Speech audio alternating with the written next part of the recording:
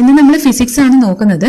So അപ്പോൾ first unit എന്ന് പറഞ്ഞാൽ എന്താണ്? The chosen standard which is used for measuring A physical quantity. ഒരു ഫിസിക്കൽ ക്വാണ്ടിറ്റി മെഷർ ചെയ്യാൻ വേണ്ടിയുള്ള ഒരു സ്റ്റാൻഡേർഡിന് നമ്മൾ എന്തെന്ന് പറയും? യൂണിറ്റ് എന്ന് പറയും അല്ലേ.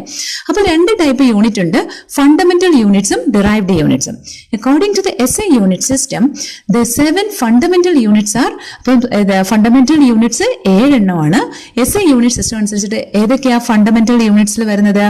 ലെങ്തിന്റെ SI യൂണിറ്റ് ആണ് മീറ്റർ, പിന്നെ മാസിൻ്റെത് കിലോഗ്രാം, ടൈമിൻ്റെത് സെക്കൻഡ്സ്, ഇലക്ട്രിക് കറണ്ടിൻ്റെത് ആംപിയർ, ടെമ്പറേച്ചറിൻ്റെത് കെൽവിൻ, ലൂമിനസ് ഇന്റൻസിറ്റിയുടേത് കാൻഡില, അമൗണ്ട് ഓഫ് സബ്സ്റ്റൻസിൻ്റെത് മോൾ. ഓക്കെ, ഇത്രയുമാണ് നമുക്കുള്ള 7 ഫണ്ടമെന്റൽ യൂണിറ്റ്സ്. ഓക്കെ, സോ അപ്പോൾ SI യൂണിറ്റ് സിസ്റ്റം അനുസരിച്ചിട്ട് 7 ഫണ്ടമെന്റൽ യൂണിറ്റ്സ് ഒന്നുകൂടെ പറയാം, അത് ഇമ്പോർട്ടൻ്റ് ആണ്. സോ അപ്പം ഏതൊക്കെ SI യൂണിറ്റ് വരുന്നത്? ലെങ്തിൻ്റെത് SI യൂണിറ്റ് എന്താ? മീറ്റർ, മാസിൻ്റെത് kilogram, time seconds, electric current ampere, temperature kelvin, luminous intensity candela, amount of substance mole. Okay, ഇനി ഈ ഫണ്ടമെന്റൽ യൂണിറ്റ്സിൽ നിന്നിട്ട് നമ്മൾ ഒരുപാട് ഡിറൈവ്ഡ് യൂണിറ്റ്സ് ഒരുപാട് യൂണിറ്റ്സ് ഡിറൈവ് ചെയ്തിട്ടുണ്ട്. അതിന് നമ്മൾ എന്തെന്ന് പറയുന്നു? Derived units. ഓക്കെ, അത് ഒരുപാട് നമ്പേഴ്സ് ഓഫ് ഡിറൈവ്ഡ് യൂണിറ്റ്സ് ഉണ്ട്. ഫോർ എക്സാമ്പിൾ ഇപ്പൊ ലെങ്തിന്റെ കേസ് തന്നെ നമ്മൾ പറയുകയാണെങ്കിൽ ലൈറ്റ് ഇയർ, സീമൈൽ, മൈക്രോൺ, ഇങ്ങനെ നമുക്ക് ഒരുപാട് യൂണിറ്റ്സ് നമ്മൾ ലെങ്തിന് പറയുന്നുണ്ട്. അതൊക്കെ എന്താണ്? ഡിറൈവ്ഡ് യൂണിറ്റ്സ് ആണ്. ഫോർ എക്സാമ്പിൾ ഇപ്പോൾ മൈക്രോൺ എന്ന് പറഞ്ഞാൽ 10⁻⁻⁶ മീറ്റർ ആണ്. ലൈറ്റ് ഇയർ എന്ന് പറഞ്ഞാൽ 9.461 × 10⁻15 മീറ്റർ ആണ്. അപ്പൊ ഇതൊക്കെ എന്താണ്? ആ ഫണ്ടമെന്റൽ യൂണിറ്റിൽ നിന്ന് ഡിറൈവ് ചെയ്തതാണ് അല്ലെ. ഇനി നമ്മൾ നോക്കുന്നത് റിലേഷൻഷിപ്സ് ആണ്. അതായത് ഡെസി എന്ന് പറഞ്ഞാൽ എത്രയാ? 10⁻⁻1, അതായത് 1/10 അല്ലെ. അപ്പൊ ഡെസിമീറ്റർ എന്ന് പറഞ്ഞാൽ 1/10 metre, that is 10⁻⁻1 metre. Centi എന്ന് പറഞ്ഞാൽ 10⁻⁻2, ദാറ്റ് ഇസ് 1/100. പിന്നെ മില്ലി എന്ന് പറഞ്ഞാൽ 10⁻⁻3. മൈക്രോ എന്ന് പറഞ്ഞാൽ എത്രയാ? 10⁻⁻6. അപ്പൊ ഒരു മൈക്രോമീറ്റർ എന്ന് പറഞ്ഞാൽ 10⁻⁻6 മീറ്റേഴ്സ് ആണ്. ഓക്കെ, ഇനി നാനോ എന്ന് പറഞ്ഞാൽ 10⁻⁻9 ആണ്.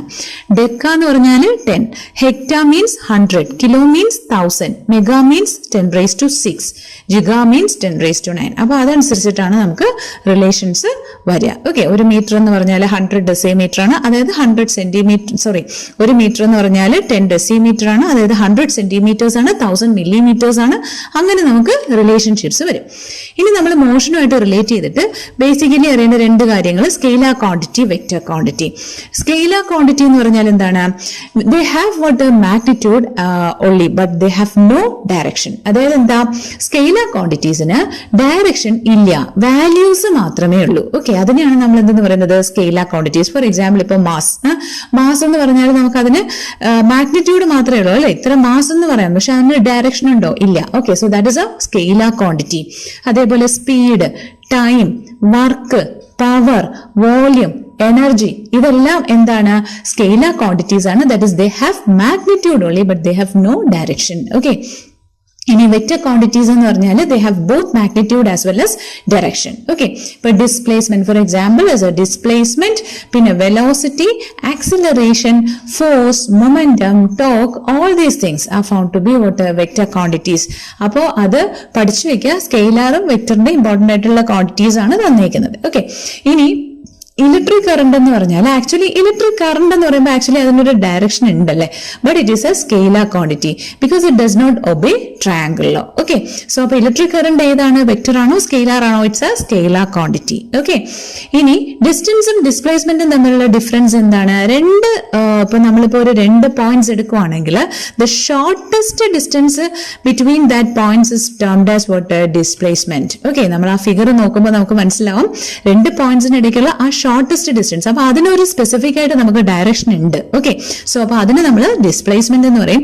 അതേസമയം ഡിസ്റ്റൻസ് എന്ന് പറഞ്ഞാൽ അതിപ്പോ എങ്ങനെ വേണേലും നമുക്ക് വളഞ്ഞു തിരിഞ്ഞു പോവാം. അപ്പൊ അതിനെ എങ്ങനെയാണ് പറയുന്നത്? Length of the actual path covered by the throughout the moment. Okay, so that is what is distance. Okay, so അപ്പോ ഡിസ്പ്ലേസ്മെന്റ് എന്താണ്? സ്പെസിഫിക് ഡയറക്ഷൻ ഉള്ളത് കൊണ്ട് തന്നെ അതൊരു വെക്റ്റർ ക്വാണ്ടിറ്റി ആണ്. Okay, so remember displacement is a vector quantity. Okay, ഇനി speed, velocity, acceleration, എന്താ അതൊക്കെ? സ്പീഡ് എന്ന് പറഞ്ഞാൽ distance travelled in unit time. Okay, so അതിനെ നമ്മൾ സ്പീഡ് എന്ന് പറയുന്നു. വെലോസിറ്റി ആണെങ്കിലോ ഡിസ്പ്ലേസ്മെന്റ് ഇൻ യൂണിറ്റ് ടൈം ആണ്. ഓക്കെ, സോ അപ്പോ നമ്മുടെ ഇക്വേഷൻ എന്താ വരിക? സ്പീഡ് എന്ന് പറഞ്ഞാൽ ഡിസ്റ്റൻസ് ബൈ ടൈം, വെലോസിറ്റി ആണെങ്കിലോ ഡിസ്പ്ലേസ്മെന്റ് ബൈ ടൈം. യൂണിറ്റ് എന്താ വരിക? Metre per second. ഓക്കെ, ഡിസ്റ്റൻസിന്റെ unit metre, so second time. Okay, അങ്ങനെയാണ് നമുക്ക് സ്പീഡ്, വെലോസിറ്റി. അപ്പൊ ഡിഫറൻസ് എന്തായിരുന്നു? വെലോസിറ്റി ഡിസ്പ്ലേസ്മെന്റ് ബൈ ടൈം ആണ്. അതായത് ഡിസ്പ്ലേസ്മെന്റിന് എന്താണ്? ഡയറക്ഷൻ ഉണ്ട്. സോ അപ്പൊ it is a vector quantity. അപ്പൊ അതുകൊണ്ട് തന്നെ വെലോസിറ്റി എന്താണ്? വെക്റ്റർ ക്വാണ്ടിറ്റി ആണ്. അതേസമയം സ്പീഡ് എന്താണ്? സ്കെയിലാർ ക്വാണ്ടിറ്റി ആണ്. ഓക്കെ, ഇനി ആക്സിലറേഷൻ ആണെങ്കിൽ rate of change in velocity, that is acceleration is equal to change in velocity by time. Rate of change in velocity, that is change in velocity by time അല്ലേ? അപ്പൊ unit എന്താ? അതിന്റെ metre per second square. Okay, ഇനി അടുത്തത് നമുക്ക് loss of motion ആണ് നോക്കാനുള്ളത്. ആരുടേതാണ് loss of motion? ന്യൂട്ടന്റേതാണ് അല്ലെ? ന്യൂട്ടൻ ആണ് ലോസ് ഓഫ് മോഷൻ കൊണ്ടുവന്നത്. And he is actually the father of physics. Okay, so who is the father of physics? Newton. Okay, ന്യൂട്ടന്റെ loss of motion publish ചെയ്തിരിക്കുന്ന book Principia. അപ്പൊ Principia ആരുടെ പുസ്തകമാണ്? ന്യൂട്ടന്റെ പുസ്തകമാണ് പ്രിൻസിപ്പിയ. ഓക്കെ, എത്ര ലോസ് ഓഫ് മോഷൻ ഉണ്ട്? നമുക്ക് 3 ലോസ് ഓഫ് മോഷൻ ആണുള്ളത്. First law, second law of motion, as well as third law of motion. So first law of motion is also called as law of inertia. Okay, അല്ലെങ്കിൽ law of Galileo. Okay, അപ്പൊ law of Galileo അല്ലെങ്കിൽ law of inertia എന്നറിയപ്പെടുന്നത് ന്യൂട്ടന്റെ എത്രാമത്തെ loss of motion ആണ്? First law of motion ആണ് നമ്മൾ പിന്നെ law of inertia അല്ലെങ്കിൽ law of Galileo എന്ന് പറയുന്നത്. Okay, so അപ്പൊ അതെന്താ പറയുന്നത്? സ്റ്റേറ്റ്മെന്റ് എന്താണ്? Every body maintain its initial state of rest or motion with uniform speed in a straight line unless an external force acts upon it. Okay, so that is the Newton's first law of motion. എന്താ പറയുന്നത്? ഏതൊരു വസ്തുവും അത് ഇരിക്കുന്ന ആ ഒരു സ്റ്റേറ്റിൽ തന്നെ അത് അതിന്റെ ആ സ്പീഡിൽ കണ്ടിന്യൂ ചെയ്യും. Okay, so unless what happens an external force acts upon it. Okay, ഇപ്പൊ ഒരു കല്ല് അവിടെ ഇരിക്കുവാണെങ്കിൽ നമ്മൾ അത് എടുത്തു മാറ്റുക അല്ലെങ്കിൽ എറിഞ്ഞിടുകയോ ചെയ്യുന്നത് വരെ അത് അവിടെ തന്നെ ഇരിക്കും അല്ലെ? അതിന് വേറൊരു ഫോഴ്സ് അതിലേക്ക് അപ്ലൈ ചെയ്യുന്നത് വരെ അതിന്റെ ആ സ്റ്റേറ്റ് തന്നെ അത് തുടരുന്നു. ഓക്കെ, അപ്പോൾ അതിനെയാണ് നമ്മൾ എന്തെന്ന് പറയുന്നത്? First law of motion. Okay, ഇനി inertia, first law of inertia മോഷന് നമ്മൾ മറ്റൊരു പേര് പറഞ്ഞു, ലോ ഓഫ് ഇനേർഷ്യ. എന്താ ഇനേർഷ്യ? ഇനേർഷ്യ എന്ന് പറഞ്ഞാൽ property of a body to oppose the changes in initial state of rest or motion. Okay, അതിനെയാണ് നമ്മൾ ഇനേർഷ്യ എന്ന് പറയുന്നത്. ഇപ്പൊ നമ്മൾ ഫോർ എക്സാമ്പിൾ നമ്മളൊരു വാഹനത്തിൽ സഞ്ചരിക്കുമ്പോൾ നമ്മൾ പെട്ടെന്ന് ബ്രേക്ക് ഇട്ടാൽ നമ്മൾ ഫ്രണ്ടിലോട്ട് പോയിട്ടാണ് ഒന്ന് നിർത്തുന്നത് അല്ലെ? എന്തുകൊണ്ടാ? ബിക്കോസ് നമ്മൾ ആ ഫ്രണ്ടിലേക്ക് പോകുന്ന ആ ഒരു സ്റ്റേറ്റിലായിരുന്നു. പെട്ടെന്ന് വാഹനം നിന്നു, ആ വെഹിക്കിൾ നിന്നു, പക്ഷെ നമ്മുടെ സ്റ്റേറ്റ് അതിലേക്ക് തന്നെ കണ്ടിന്യൂ ചെയ്യുവാണ് അല്ലെ? അവിടെ ആ ഫോഴ്സ് വന്നു. അപ്പൊ അതിനെയാണ് നമ്മൾ ഫോഴ്സ് ഓഫ് ഇനേർഷ്യ. അത് കാരണമാണ്, ആ ഫോഴ്സ് ഓഫ് ഇനേർഷ്യ കാരണമാണ് നമ്മൾ കുറച്ച് ഫ്രണ്ടിലേക്ക് പോയി പിന്നെ നിൽക്കുന്നത്. ഓക്കെ, അപ്പൊ അതാണ് ഫസ്റ്റ് ലോ ഓഫ് പിന്നെ മോഷൻ. ഓക്കെ, ഇനി സെക്കൻഡ് ലോ ഓഫ് മോഷൻ എന്താ പറയുന്നത്? The rate of change in the momentum of a body is directly proportional to the applied force in the body in the direction of force. Okay, അതായത് rate of change in the momentum of a body എന്ന് പറയുന്നത് ഏതിന് proportional ആണ്? ആ change ഏതിന് proportional ആണ്? Applied ഫോഴ്സിന് proportional ആണ്. Okay, ആ ഫോഴ്സിന്റെ ഡയറക്ഷനും അപ്ലൈഡ് ഫോഴ്സിന്റെ ക്വാണ്ടിറ്റിക്കും പ്രൊപ്പോർഷണൽ ആയിരിക്കും ആ റേറ്റ് ഓഫ് ചേഞ്ച് എന്ന് പറയുന്നത്. ഓക്കെ, അതിനെയാണ് നമ്മൾ സെക്കൻഡ് ലോ ഓഫ് മോഷൻ എന്ന് പറയുന്നത്. And Newton's third law of motion says that for every action there is equal and opposite reaction. Okay, ഓരോ ആക്ഷനും എന്തുണ്ട്? ഈക്വൽ ആൻഡ് ഓപ്പോസിറ്റ് റിയാക്ഷൻ ഉണ്ട്. ഫോർ എക്സാമ്പിൾ നമുക്കറിയാം അല്ലെ, ഗൺ വെടിവെക്കുമ്പോൾ ആ റീകോയിലിംഗ് ഓഫ് ഗൺ, ഓക്കെ, അത് ജസ്റ്റ് ബാക്കിലേക്ക് വരും. അതെന്തുകൊണ്ടാ? For every action there is an equal and opposite reaction. Okay, അതേപോലെ തന്നെ മോഷൻ ഓഫ് റോക്കറ്റ് അല്ലെ? റോക്കറ്റ് മുകളിലേക്ക് പോകുന്നു, അതിന്റെ കൂടെ തന്നെ എന്താണ്? താഴേക്കുള്ള എയറിന്റെ ആ ഫോഴ്സ്. അപ്പൊ അതുകൊണ്ടാണ് റോക്കറ്റ് മുകളിലേക്ക് പോകുന്നത്. അപ്പൊ അത് തേർഡ് ലോയിൽ വരുന്നതാണ്.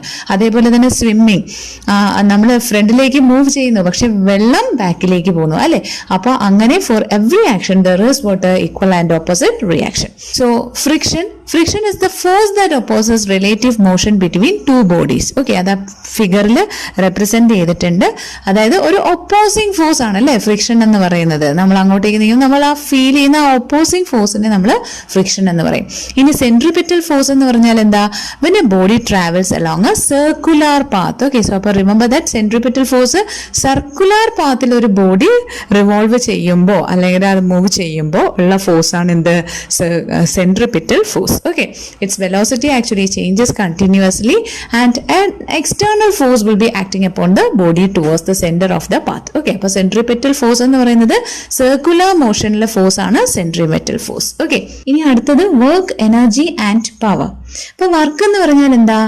If A body is displaced along with the direction of force when A force acts on it. അതായത് നമ്മളൊരു ഫോഴ്സ് അപ്ലൈ ചെയ്യുമ്പോൾ ആ ഒബ്ജക്റ്റിന് സ്ഥാന വ്യതിചലനം ഉണ്ടാവുന്നു എന്നുണ്ടെങ്കിൽ നമ്മൾ അതിനെ എന്തെന്ന് പറയുന്നു? വർക്ക് എന്ന് പറയുന്നു. ഓക്കെ, സോ വർക്ക് എന്താണ്? ഒരു സ്കെയിലാർ ക്വാണ്ടിറ്റി ആണ് and it's unit is joule. Okay, ഇനി എനർജി എന്ന് പറഞ്ഞാൽ എന്താ?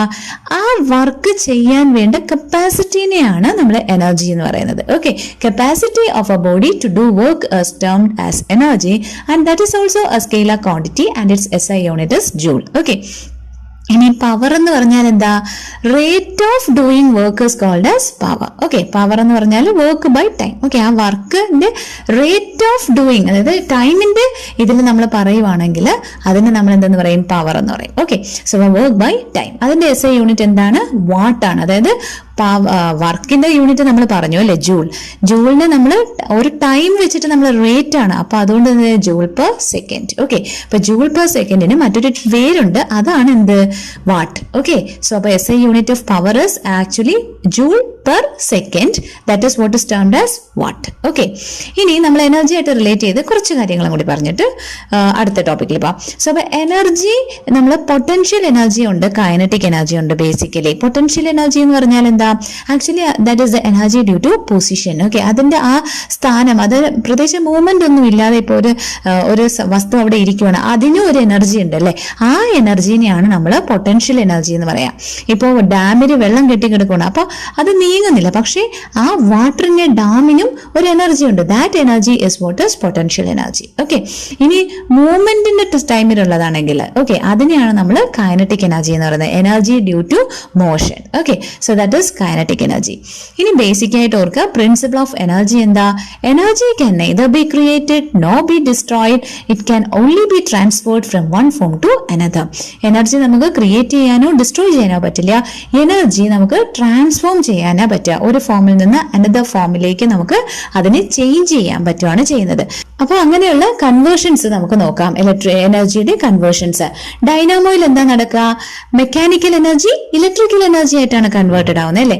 ക്യാൻഡിലാണെങ്കിലോ കെമിക്കൽ എനർജി ലൈറ്റും ഹീറ്റും ആയിട്ടാണ് നമുക്ക് കിട്ടുന്നത് അല്ലെ. പിന്നെ അതേപോലെ മൈക്രോഫോണിലാണെങ്കിൽ നമ്മൾ കൊടുക്കുന്ന എന്താണ്? സൗണ്ട് ആണ്. അത് ഇലക്ട്രിക്കൽ എനർജി ആയിട്ടാണ് മൈക്രോഫോണിൽ കൺവേർട്ടഡ് ആവുന്നത്. ലൗഡ് സ്പീക്കർ ആണെങ്കിലോ നേരെ തിരിച്ചാണ് അല്ലെ. സ്പീക്കർ ആവുമ്പോൾ നമ്മൾ കേൾക്കുവാണ് ചെയ്യുന്നത്. സോ അപ്പൊ ഇലക്ട്രിക്കൽ എനർജി സൗണ്ട് എനർജി ആയിട്ട് കൺവേർട്ടഡ് ആയിട്ട് വരുവാണ്. സോളാർ സെല്ലാവുമ്പോൾ സോളാർ എനർജി ഇലക്ട്രിക്കൽ എനർജി ആയിട്ട് മാറുന്നു. അതുവഴിയല്ലേ നമുക്ക് ഓരോന്നിനും യൂസ് ചെയ്യാൻ പറ്റുന്നത്. അപ്പൊ സോളാർ സെല്ലിന് സോളാർ എനർജീനെ നമ്മൾ ഇലക്ട്രിക്കൽ എനർജി ആയിട്ട് കൺവേർട്ട് ചെയ്യുന്നു. ട്യൂബ് ലൈറ്റ് ആകുമ്പോഴോ നമ്മൾ അപ്ലൈ ചെയ്യുന്ന എന്താണ്? സ്വിച്ച് ഇടുന്നു. അപ്പൊ ഇലക്ട്രിക്കൽ എനർജീനെ നമുക്ക് എന്തായിട്ട് കിട്ടുന്നു? ലൈറ്റ് എനർജി ആയിട്ട് കിട്ടുന്നു. ഓക്കെ, അപ്പോ ട്യൂബ് ലൈറ്റിൽ electrical energy is converted into light energy. Electrical ബൾബും ആണെങ്കിൽ electrical energy is converted into light as well as what? Heat energy. Okay, പിന്നെ ബാറ്ററിയിലാണെങ്കിൽ chemical energy into electrical energy. Okay, battery നമുക്കറിയാം chemical energy into what? Electrical എനർജിയാണ്. ഇനി electric മോട്ടറിലാണെങ്കിൽ electric energy into mechanical എനർജിയാണ്.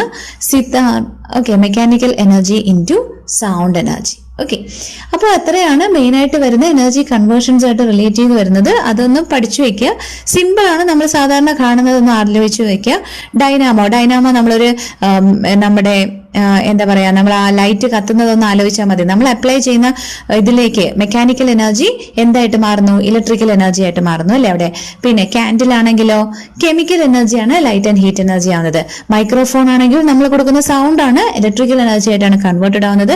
Speaker ആകുമ്പോൾ നമ്മൾ കേൾക്കുവാണ് ചെയ്യുന്നത്. അപ്പൊ ആ ഇലക്ട്രിക്കൽ എനർജി എന്തായിട്ട് കൺവേർട്ടഡ് ആയി? സൗണ്ട് എനർജി ആയി. ഇനി സോളാർ സെൽ എന്ന് പറഞ്ഞാൽ നമ്മുടെ സണ്ണിൽ നിന്നുള്ള സോളാർ എനർജീനെ നമ്മൾ എന്തിനു യൂസ് ചെയ്യുന്നു? ഇലക്ട്രിക്കൽ എനർജി ആയിട്ട് കൺവേർട്ടഡ് ആവുന്നു. പിന്നെ ട്യൂബ് ലൈറ്റ് ആണെങ്കിലോ ഇലക്ട്രിക്കൽ എനർജി നമുക്ക് ലൈറ്റ് എനർജി ആയിട്ടാണ് മാറുന്നത്.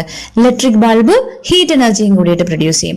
പിന്നെ ബാറ്ററി ആണെങ്കിൽ chemical energy into electrical energy. പിന്നെ ഇലക്ട്രിക് മോട്ടോർ ആണെങ്കിൽ electric energy into mechanical energy. പിന്നെ സിത്താറാണെങ്കിൽ മെക്കാനിക്കൽ എനർജി ഇൻറ്റു സൗണ്ട് എനർജിയാണ്. അപ്പോൾ നെക്സ്റ്റ് നമുക്ക് ഗ്രാവിറ്റേഷൻ നോക്കാം. നമ്മൾ ഫോഴ്സ് ഓഫ് ഗ്രാവിറ്റേഷന്റെ കേസാണ് വന്നത്. അപ്പോൾ every body attracts other by what force of gravitation അല്ലേ. അപ്പോൾ എന്താ Newton's law of gravitation? The force of gravitation of two bodies is directly proportional to the mass and indirectly proportional to the square of distance between them. അതാണ് Newton's law of gravitation. Okay, അപ്പൊ Newton ആണ് law of gravitation. ന്യൂട്ടനാണ് കൊണ്ടുവന്നത് law of gravitation. Law of gravitation എന്താ പറയുന്നത്? The force of gravitation between two bodies directly proportional to the mass and indirectly proportional to the square of distance between them. Okay, ഇനി നമ്മുടെ എർത്തിന്റെ gravitational ഫോഴ്സിനെയാണ് നമ്മൾ എന്തെന്ന് പറയുന്നത്? Gravity എന്ന് പറയുന്നത് അല്ലെ. ബിക്കോസ് ഓഫ് ആ ഗ്രാവിറ്റി കാരണമാണ് നമ്മളിപ്പോ ഭൂമിയിൽ ഇങ്ങനെ നിൽക്കുന്നത് തന്നെ ആ ഗ്രാവിറ്റി കാരണമാണ് അല്ലെ. അപ്പൊ ഗ്രാവിറ്റേഷണൽ ഫോഴ്സ് ഓഫ് എർത്ത് ആണ് ഗ്രാവിറ്റി. എത്രയാ ഗ്രാവിറ്റി അല്ലെങ്കിൽ ഗ്രാവിറ്റേഷണൽ ഫോഴ്സ് ഓഫ് എർത്ത്? അതൊരു കോൺസ്റ്റന്റ് വാല്യൂ ആണ്, 9.8 metre per second square. Okay, so 9.8 metre per second square ആണ് ഗ്രാവിറ്റി അല്ലെങ്കിൽ gravitational force of earth. Gravity decreases with height or depth from Earth's surface. Okay, so അപ്പോൾ gravity എന്ത് ചെയ്യും? From the earth surface, ഭൂമിയുടെ ഉപരിതലത്തിൽ നിന്ന് നോക്കിയാൽ നമ്മൾ ഹൈറ്റ് അല്ലെങ്കിൽ ഡെപ്തിലേക്ക് പോകുന്തോറും ഗ്രാവിറ്റി എന്ത് ചെയ്യും? ഡിക്രീസ് ചെയ്യും. അപ്പോൾ ഗ്രാവിറ്റി മാക്സിമം എവിടെയാണ് വരുന്നത്? പോൾസിലാണ് ഗ്രാവിറ്റി മാക്സിമം. ഗ്രാവിറ്റി മിനിമം ആണ് ഇക്വേറ്ററിൽ. ഓക്കെ, സോ അപ്പോൾ gravity is a maximum at poles. Remember, maximum gravity നമ്മൾ എവിടെയാ ഫീൽ ചെയ്യുക? പോൾസിൽ. ആൻഡ് മിനിമം ഗ്രാവിറ്റി ആണ് ഇക്വേറ്ററിലുള്ളത്. ഇനി എന്താ escape velocity? The minimum velocity with which A body should be projected from the surface of earth. Okay, അതായത് നമ്മുടെ ആ ഭൂമിയുടെ ഉപരിതലത്തിൽ നിന്ന് നമുക്ക് പുറത്തേക്ക് വേണ്ട, നമുക്കൊരു ഗ്രാവിറ്റേഷണൽ ഫോഴ്സിൽ ഇങ്ങനെ പിടിച്ചു വെച്ചേക്കുമല്ലേ. അപ്പോൾ എർത്തിൽ നിന്ന് നമുക്ക് ആ സർഫസിൽ നിന്നിട്ട് പുറത്തേക്ക് പോകാൻ വേണ്ടിയിട്ടുള്ള ആ മിനിമം വെലോസിറ്റിനെയാണ് നമ്മൾ എസ്കേപ്പ് വെലോസിറ്റി എന്ന് പറയുന്നത്. ഓക്കെ, സോ അപ്പോൾ അതിനെയാണ് എസ്കേപ്പ് വെലോസിറ്റി എന്ന് പറയാ. Escape velocity for Earth 11.2 kilometre per സെക്കൻഡും, മൂണിന്റെ കേസിലാണെങ്കിലോ ആ സർഫസിൽ നിന്ന് പുറത്തേക്ക് വരണമെന്നുണ്ടെങ്കിൽ എസ്കേപ്പ് വെലോസിറ്റി 2.4 കിലോമീറ്റർ പെർ സെക്കൻഡും ആണ്. ഓക്കെ, സോ അപ്പോൾ ഈ വാല്യൂസ് ഒക്കെ ഓർക്കുക. What is the gravity of അല്ലെങ്കിൽ gravitational force of Earth? 9.8 metre per second square. Escape velocity for Earth is 11.2 kilometre per second. Escape velocity for moon is 2.4 kilometre per second. അപ്പോൾ ഇതെല്ലാം ഒന്ന് ഓർത്ത് വയ്ക്കുക. ഓക്കെ, ഇനി law of planetary motion കൊണ്ടുവന്നത് Kepler ആണെന്ന് ഓർക്കുക. ഓക്കെ, പിന്നെ പ്രഷറുമായിട്ട് റിലേറ്റ് ചെയ്തിട്ടാണെങ്കിൽ പ്രഷർ എന്ന് പറഞ്ഞാൽ എന്താണ്? Force acting normally on a unit area അല്ലെ. Normal force on the surface by area of the സർഫസിനെയാണ് നമ്മൾ പ്രഷർ എന്ന് പറയുന്നത് അല്ലെ. അതായത് ആ ഒരു പിന്നെ സർഫസിൽ ആക്ട് ചെയ്യുന്ന ആ ഫോഴ്സിനെ, നോർമൽ ഫോഴ്സിനെ നമ്മൾ പ്രത്യേകിച്ച് ഒരു ഫോഴ്സ്, നോർമൽ ഫോഴ്സിനെ, okay, normal force on the surface by area of the surface is termed as pressure. ഇനി SI യൂണിറ്റ് പ്രഷറിൻ്റെത് എന്താണ്? പാസ്കൽ. ഓക്കെ, പാസ്കൽ എന്ന് പറഞ്ഞാൽ ന്യൂട്ടൺ പെർ മീറ്റർ സ്ക്വയർ. ഫോഴ്സിന്റെ യൂണിറ്റ് എന്താ? ന്യൂട്ടൺ. അപ്പോ ബൈ നമ്മൾ ഏരിയ ഓഫ് ദ സർഫസ് എന്ന് പറഞ്ഞു, ഏരിയ ദ യൂണിറ്റ് എന്താണ്? Metre square. സോ അപ്പൊ ന്യൂട്ടൺ ബൈ മീറ്റർ സ്ക്വയർ ആണ് പ്രഷറിന്റെ unit and that is what is termed as pascal. Okay, ഇനി അറ്റ്മോസ്ഫിയറിക് പ്രഷർ എന്ന് പറഞ്ഞാൽ എന്താണ്? Atmospheric pressure is actually the pressure exerted by a mercury column of 76 centimetre length at 0 degree Celsius of at 40 degree latitude at the sea level. Okay, അത് measure ചെയ്യുന്നത് ബാറിലാണ് measure ചെയ്യുന്നത്. 1 bar is equal to 10⁵ newton per metre square അല്ലെങ്കിൽ 1 lakh Pascal. Okay, so that is what is the atmospheric pressure. Okay, അപ്പോൾ നമ്മളിപ്പോൾ ഒരു mercury column എടുക്കുകയാണ്. 76 centimetre ലെങ്തിലുള്ള ഒരു മെർക്കുറി കോളം എടുത്താൽ 0 degree Celsius at 45 degree latitude at the sea ലെവലിന്റെ 45 degree ലാറ്റിറ്റ്യൂഡിൽ 0 degree Celsius ടെമ്പറേച്ചറിൽ ഈ മെർക്കുറി കോളം 76 സെന്റിമീറ്റർ ലെങ്ത് ഉള്ള ഈ മെർക്കുറി കോളം എത്രയാണോ പ്രഷർ എക്സേർട്ട് ചെയ്യുന്നത് അതിനെയാണ് നമ്മൾ അറ്റ്മോസ്ഫിയറിക് പ്രഷർ എന്ന് പറയുന്നത്. Okay, so that is what is atmospheric pressure. ഇനി സർഫസ് ടെൻഷൻ. അപ്പൊ സർഫസ് ടെൻഷനായിട്ട് റിലേറ്റ് ചെയ്ത് വരുമ്പോൾ 2 ഫോഴ്സസ് നമ്മൾ ആദ്യം അറിയണം. What is cohesive force and what is അധസീവ് force. Cohesive force എന്ന് പറഞ്ഞാൽ രണ്ട് സെയിം സബ്സ്റ്റൻസിന്റെ മോളിക്യൂൾസ് ഇടയ്ക്കുള്ള ആ ഫോഴ്സ് ഓഫ് അട്രാക്ഷനെയാണ് നമ്മൾ കൊഹസീവ് ഫോഴ്സ് എന്ന് പറയുന്നത്. ഓക്കെ, ഇനി അധസീവ് ഫോഴ്സ് എന്ന് പറഞ്ഞാലോ ഡിഫറെന്റ് സബ്സ്റ്റൻസസിന് ഇടയ്ക്കുള്ള മോളിക്യൂൾസിന്റെ ഫോഴ്സ് ഓഫ് അട്രാക്ഷനെയാണ് അധസീവ് ഫോഴ്സ് എന്ന് പറയുന്നത്. Okay, so cohesion means what it is the attraction between the molecules of the same substance. Okay, ആ ഫിഗർ നോക്കുമ്പോൾ കൃത്യമായിട്ട് മനസ്സിലാവും what is cohesion, what is adhesion. See the cohesion means what the two molecules are found to be the same, isn't it? അതിനെയാണ് നമ്മൾ cohesive force എന്ന് പറയുന്നത്. അധസീവ് force എന്ന് പറഞ്ഞാൽ the attraction between the two molecules but the molecules are found to be different. Okay, so that is what is termed as adhesive force. Okay, then ഇനി അടുത്തത് what is surface tension. Actually ഈ surface tension എന്ന് പറഞ്ഞാൽ ഒരു liquid സർഫസിന്റെ പ്രോപ്പർട്ടിയാണ് surface tension. Okay, that allows it to resist an external force due to the cohesive nature of its molecule. Okay, ഇപ്പൊ നമ്മൾ ആ ഒരു ഫിഗർ റെപ്രസെന്റ് ചെയ്യണം. ഒരു ഇൻസെക്ട് ഇപ്പൊ ഇങ്ങനെ വെള്ളത്തിലേക്ക് വരുമ്പോൾ അതിന്റെ ആ കാലുകൾ പോലും താഴുന്നില്ല. എന്തുകൊണ്ടാ? കാരണം അവിടെ ഒരു ഫോഴ്സ്, ആ സർഫസിന്റെ മുകളിൽ ഒരു ഫോഴ്സ് ഉണ്ട്. അതിനെ റെസിസ്റ്റ് ഇതിന്റെ ആ ഫോഴ്സിനെ റെസിസ്റ്റ് ചെയ്യുന്ന ഒരു ഫോഴ്സ് അതിനുണ്ട്, ആ സർഫസ് ഓഫ് ലിക്വിഡിനുണ്ട്. അതിനെയാണ് നമ്മൾ എന്തെന്ന് പറയുന്നത്? സർഫസ് ടെൻഷൻ എന്ന് പറയുന്നത്. ആ സർഫസ് ടെൻഷൻ ബ്രേക്ക് ചെയ്താൽ മാത്രമേ അതിന് താഴേക്ക് പോകാൻ പറ്റുള്ളൂ. Okay, so that is what is surface tension. That is the property of the liquid surface that allows it to resist an external force due to the cohesive nature. And why that surface tension occurs? Because of the cohesive nature of the molecules. Okay, ആ ലിക്വിഡിന്റെ cohesive നേച്ചറിന്റെ കാരണമാണ് ഈ surface tension എന്ന് പറയുന്ന ഒരു property ലിക്വിഡ്സിന് ഉള്ളത്. Okay, അപ്പോ പിന്നെ നമ്മൾ ഈ മഴത്തുള്ളി ഒക്കെ സ്ഫെരിക്കൽ നേച്ചർ ആവുന്നത് എന്തുകൊണ്ടാണ്?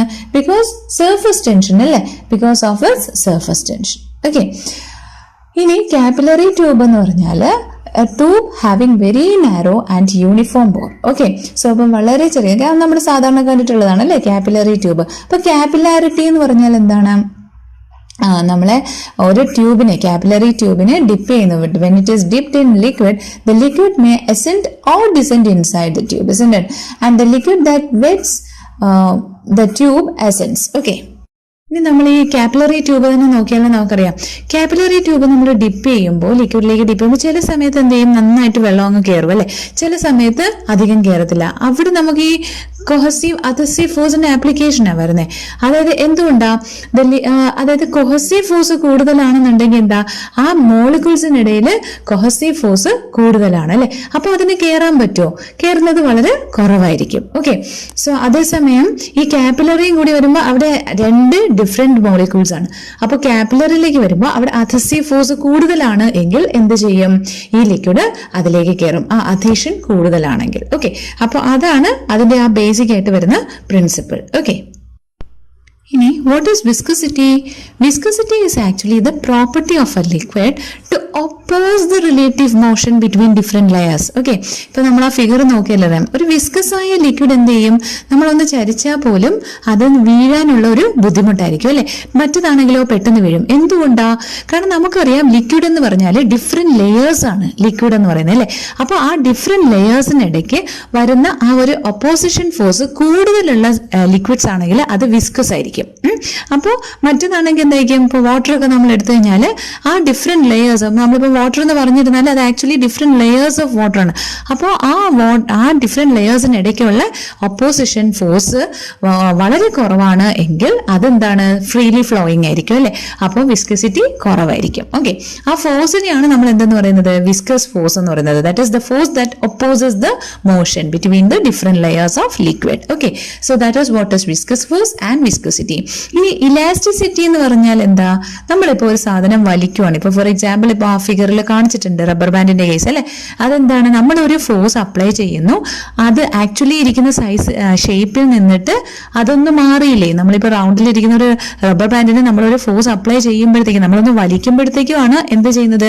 അവിടെ അതിന്റെ ഷേപ്പ് മാറി അല്ലേ. പക്ഷെ ആ ഫോഴ്സ് നമ്മൾ വിടുമ്പോൾ അത് തിരിച്ച് അതിലേക്ക് പോകുന്നു. അതിനെയാണ് നമ്മൾ എന്തെന്ന് പറയുന്നത് elasticity. That is the material of a body acquires its original shape and size okay after the removal of deforming force. That is what is elasticity. ഇനി എന്താ ഇലാസ്റ്റിക് ലിമിറ്റ് എന്ന് പറയുന്നത്? നമുക്കറിയാം വലിച്ചു ഒരു കുറച്ച് നേരം കഴിയുമ്പോൾ എന്ത് ചെയ്യും, അത് പൊട്ടും. അപ്പോൾ ആ മാക്സിമം ഫോഴ്സിനെയാണ് എപ്പോഴാണോ up to which that material shows elastic property, that is what is elastic limit. Okay, so what is elastic limit? Elastic limit is the maximum value അല്ലെങ്കിൽ maximum deforming force up to which a material shows elastic property. Okay, so that is what is elastic limit. പിന്നെ ഓർക്കുക Hooke's law എന്തുമായിട്ട് related ആണ്? ഇലാസ്റ്റിസിറ്റിയുമായിട്ട് related ആണ് Hooke's law. Okay, remember the law relating to elasticity is Hooke's law. Okay, ഇനി waves എന്താ? Sea wave means what? നമ്മൾ so that is actually a disturbance which propagates energy from one place to another without the transport of matter. Okay, that is what is wave. ഇനി നമുക്കറിയാം energy transfer നമുക്ക് രണ്ട് രീതിക്കാണ് പോവുക. ചിലപ്പോൾ അത് എന്ത് ചെയ്യും, ഒരു മീഡിയത്തിലൂടെ ട്രാൻസ്ഫേർഡ് ആവും, ചിലപ്പോൾ അത് മീഡിയത്തിലൂടെ ട്രാൻസ്ഫേർഡ് ആവത്തില്ല. മീഡിയം റിക്വയർമെന്റ്, ചിലപ്പോൾ അതിന് മീഡിയത്തിന്റെ റിക്വയർമെന്റ് ഉണ്ടാവില്ല. സോ അപ്പോൾ അങ്ങനെ നമുക്ക് മെക്കാനിക്കൽ വേവ്സ് എന്നും നോൺ മെക്കാനിക്കൽ അല്ലെങ്കിൽ ഇലക്ട്രോ മാഗ്നറ്റിക് വേവ്സ് എന്നും പറയാം. ആ വേവ്സിന് രണ്ട് രീതിയിൽ. Okay, so mechanical waves are the waves that require medium for propagation and non-mechanical waves അല്ലെങ്കിൽ എന്താണ് electromagnetic waves. Electromagnetic wavesന് medium വേണോ? medium വേണ്ട അല്ലേ. that is medium is required for its propagation. Okay, light, heat ഇതൊക്കെ എന്താണ് electromagnetic waves ആണ്. പക്ഷെ sound ആണെങ്കിൽ it is a mechanical wave. Okay, പിന്നെ നോൺ മെക്കാനിക്കൽ വേവ്സ് ആണ്.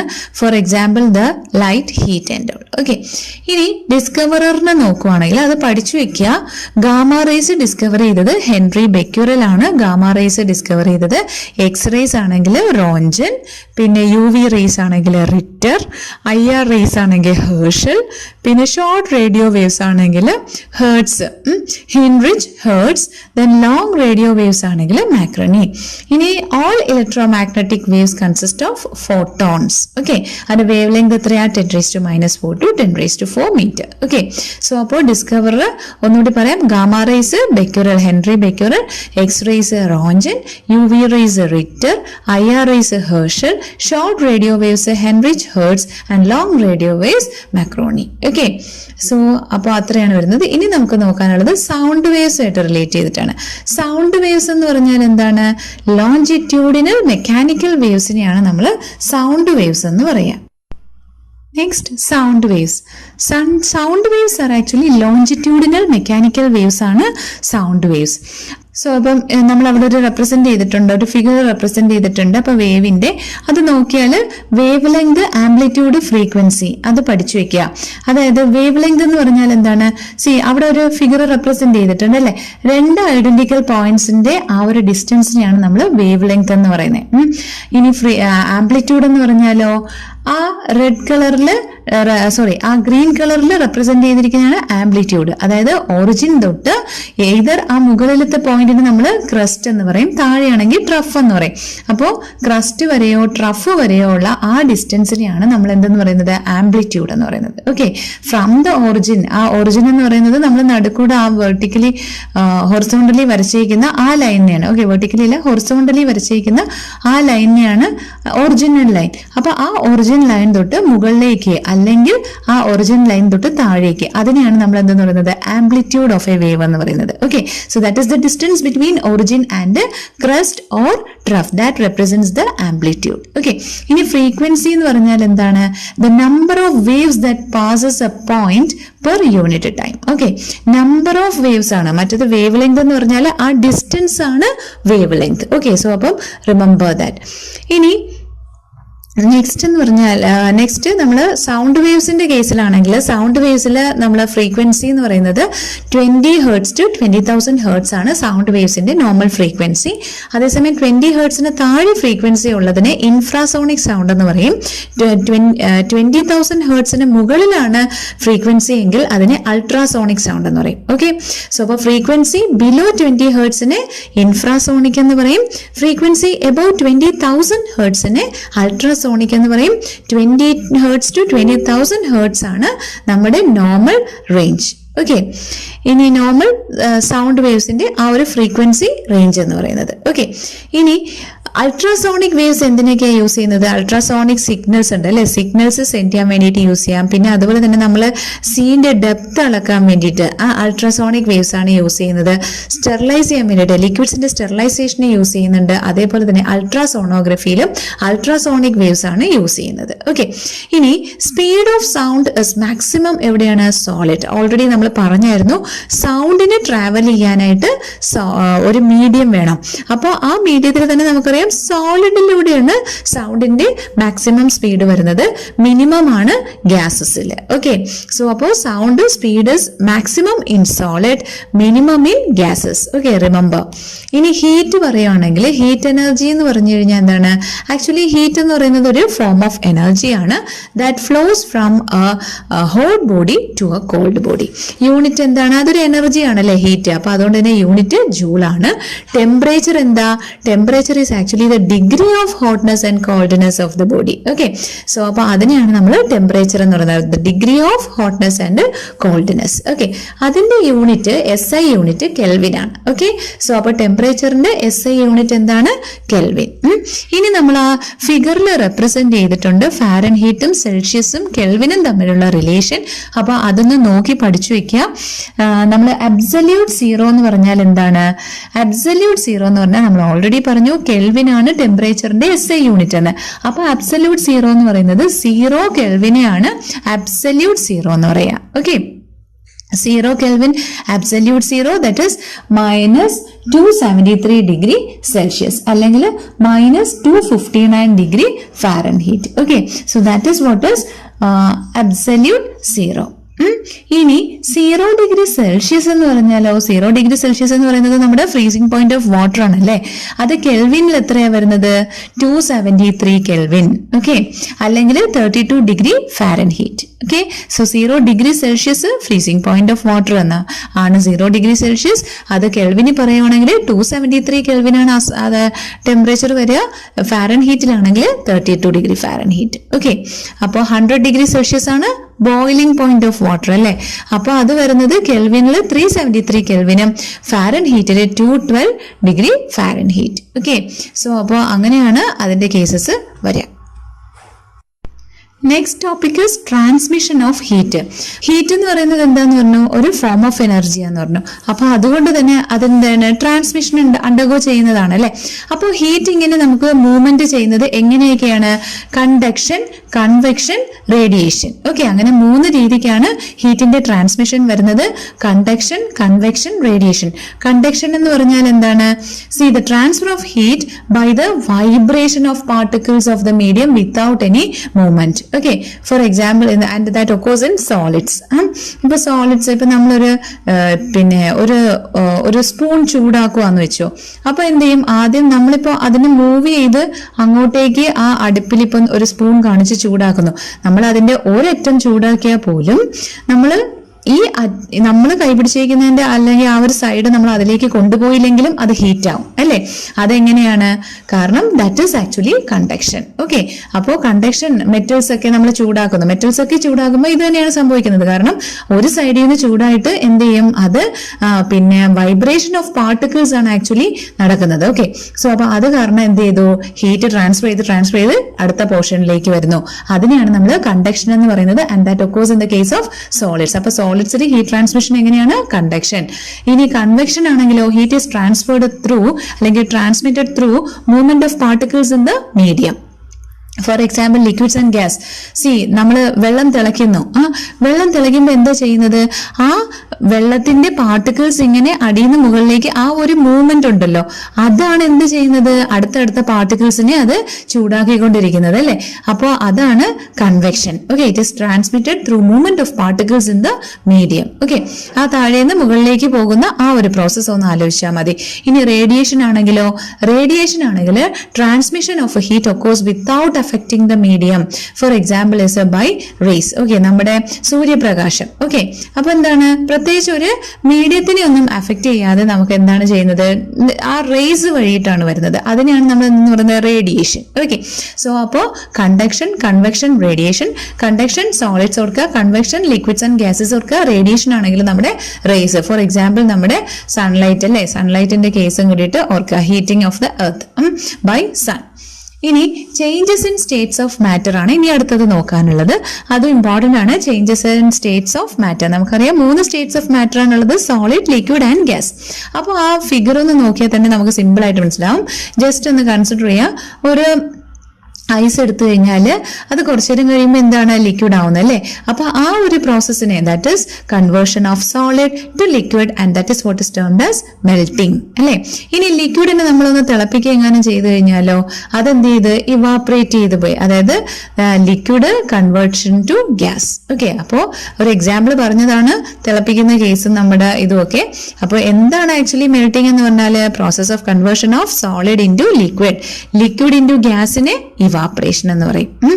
ഇനി നേരെ തിരിച്ചാണെങ്കിൽ പ്രോസസ് ഓഫ് കൺവേർഷൻ ഓഫ് പിന്നെ ഗ്യാസ് ഇൻറ്റു ലിക്വിഡിനെ നമ്മൾ കണ്ടൻസേഷൻ എന്ന് പറയും. ലിക്വിഡ് ടു സോളിഡിനെ ഫ്രീസിങ് എന്ന് പറയും അല്ലെ. ലിക്വിഡ് ഫ്രീസ് ചെയ്താണ് എന്താവുന്നത്, സോളിഡ് ആവുന്നത്. ഓക്കെ, ഇനി ഇതിനിടയ്ക്കുള്ള ഒരു സ്റ്റെപ്പ് മിസ് ചെയ്തുകൊണ്ട് വന്നാൽ എന്താ പറയാ, അതായത് സ്ട്രെയിറ്റ് ആയിട്ട് സോളിഡ് ലിക്വിഡ് ആയി ലിക്വിഡ് ഗ്യാസ് ആവുന്നതിന് പകരം സോളിഡ് എന്ത് ചെയ്തു, സ്ട്രെയിറ്റ് ആയിട്ട് ഗ്യാസ് ആയി. അങ്ങനെയാണെങ്കിൽ അതിന് പറയുന്ന പേര് സബ്ലിമേഷൻ. ഇനി നേരെ തിരിച്ച് ഗ്യാസ് സ്ട്രെയിറ്റ് ആയിട്ട് സോളിഡ് ആവുകയാണെങ്കിൽ അതിന് പറയുന്ന പേര് deposition. Okay, so gas liquid ആവുകയാണെങ്കിൽ കണ്ടൻസേഷൻ. പിന്നെ നമുക്കറിയാലേ നീരാവി കുറച്ച് നേരം കഴിഞ്ഞിട്ട് നമ്മളിപ്പോ ഒരു ചൂട് വെള്ളം വെച്ചിട്ട് നമ്മൾ അടച്ചു വെച്ച് കഴിഞ്ഞാൽ കുറച്ചു നേരം കഴിയുമ്പോൾ എന്താണ്, ലിക്വിഡ് ആ ഗ്യാസ് അതിൽ ലിക്വിഡായിട്ട് ഇങ്ങനെ ഇരിക്കുന്നത് നമ്മൾ കാണാറില്ലേ. അപ്പൊ അതെന്താണ്, കണ്ടൻസേഷൻ പ്രോസസ് ആണ് അല്ലെ. That is gas to liquid, that is what is called as condensation.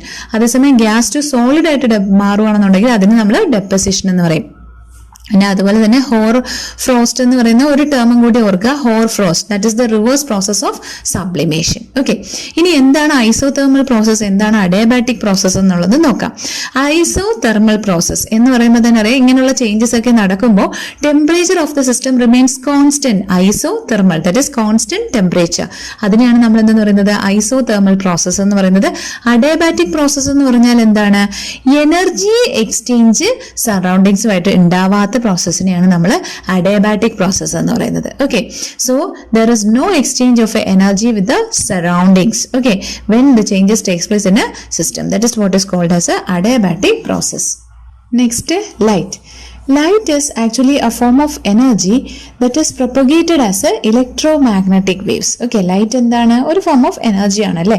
അത് എങ്ങനെയാ പോവുക നമ്മൾ ഓൾറെഡി പറഞ്ഞു അല്ലെ. Light is A electromagnetic wave ആണ് ലൈറ്റ്. ഓക്കെ, അപ്പോൾ അതിന്റെ വേവ് ലെങ്ത് എന്ന് പറയുന്നത് UV റേസ് തൊട്ട് IR റേജിയൻ വരെയാണ് ലൈറ്റ് വരുന്നത്. ഓക്കെ, ഇനി ലൈറ്റിന്റെ ഇമ്പോർട്ടന്റ് ആയിട്ട് വരുന്ന പ്രോപ്പർട്ടീസ് ഏതൊക്കെയാ, റിഫ്ലക്ഷൻ, റിഫ്രാക്ഷൻ, ഡിസ്പേർഷൻ. ഇത് മൂന്നും ലൈറ്റിന്റെ മെയിൻ ആയിട്ട് വരുന്ന ഇമ്പോർട്ടന്റ് പ്രോപ്പർട്ടീസ് ആണ്. ഓക്കെ, എന്താ റിഫ്ലക്ഷൻ എന്ന് പറഞ്ഞാൽ ആ പടം നോക്കുമ്പോൾ നമുക്ക് മനസ്സിലാവും. സി, റിഫ്ലക്ഷൻ എന്ന് പറഞ്ഞാൽ എന്താണ്, ത്രോയിങ് ബാക്ക് അല്ലെ, അത് വന്ന് തട്ടി തിരിച്ചു പോകുന്നു. അതിനെയാണ് നമ്മൾ ഒരു ലൈറ്റിന്റെ റിഫ്ലക്ഷൻ എന്ന് പറയുന്നത്. അപ്പോൾ ചില മീഡിയംസ് ആണെങ്കിൽ എന്ത് ചെയ്യും, റിഫ്രാക്ഷൻ. ഇപ്പം ഒരു മീഡിയത്തിൽ നിന്ന് മറ്റൊരു മീഡിയത്തിലേക്ക് പിന്നെ ലൈറ്റ് പോകുമ്പോൾ ആ ബെൻഡിങ് ഓഫ് വേവ് ഉണ്ടാവുന്നതിനെയാണ് നമ്മൾ റിഫ്രാക്ഷൻ എന്ന് പറയുന്നത്. നമ്മളിപ്പോൾ ഒരു പെൻസിൽ എടുത്തിട്ടോ സ്കെയിൽ എടുത്തിട്ടോ നമ്മൾ വാട്ടറിൽ ഇട്ട് നോക്കിക്കഴിഞ്ഞാൽ നമുക്ക് മനസ്സിലാവും, ആ എയറിൽ നിന്ന് അത് വാട്ടറിലേക്ക് കയറുമ്പോൾ ഒരു ബെൻഡിങ് ഉണ്ട് അല്ലെ. അപ്പോൾ അതാണ് റിഫ്രാക്ഷൻ. ഓക്കെ, ഇനി നെക്സ്റ്റ് ഡിസ്പേർഷൻ എന്താ, ഡിസ്പേർഷൻ മീൻസ് ആ വൈറ്റ് ലൈറ്റ് വേവ് ലെങ്ത് അനുസരിച്ചിട്ട് ഡിഫറെന്റ് കളേഴ്സ് ആയിട്ട് മാറുന്നതിനെയാണ് നമ്മൾ ഡിസ്പേർഷൻ എന്ന് പറയാം. ഓക്കെ, നമ്മുടെ വിബ്ജിയോർ കളർ ആണല്ലോ വൈറ്റ് ലൈറ്റ് എന്ന് പറയുന്നത്. അപ്പൊ നമ്മളൊരു ഗ്ലാസ് പ്രിസത്തിൽ കൂടെ പാസ് ചെയ്ത് കഴിഞ്ഞാൽ അത് അതിന്റെ വേവ് ലെങ്ത് അനുസരിച്ചിട്ട് ഡിഫറെന്റ് കളേഴ്സ് ആയിട്ട് മാറും അല്ലെ. വിബ്ജിയോർ ആയിട്ടും ഓരോ റെപ്രസെന്റ് ചെയ്ത് ഡിഫറെന്റ് കളേഴ്സ് ആയിട്ട് വരും. അതിനെയാണ് നമ്മൾ ഡിസ്പേർഷൻ എന്ന് പറയുന്നത്. ഓക്കെ, ഇനി speed of light in vacuum എത്രയാണ്, 3 × 10⁸ metre per second. Okay, so അപ്പൊ എപ്പോഴും ഓർത്ത് വെക്കുക, ഈ വാല്യൂസ് എല്ലാം ഇമ്പോർട്ടന്റ് ആണ്. Speed of light in vacuum 3 × 10⁸ metre per second ആണ് speed of light in vacuum. Okay, speed of light in water ആണെങ്കിൽ ജസ്റ്റ് ഒന്ന് ഓർക്കുക 2.25 into 10⁸ മീറ്റർ പെർ സെക്കൻഡ് ആണ്.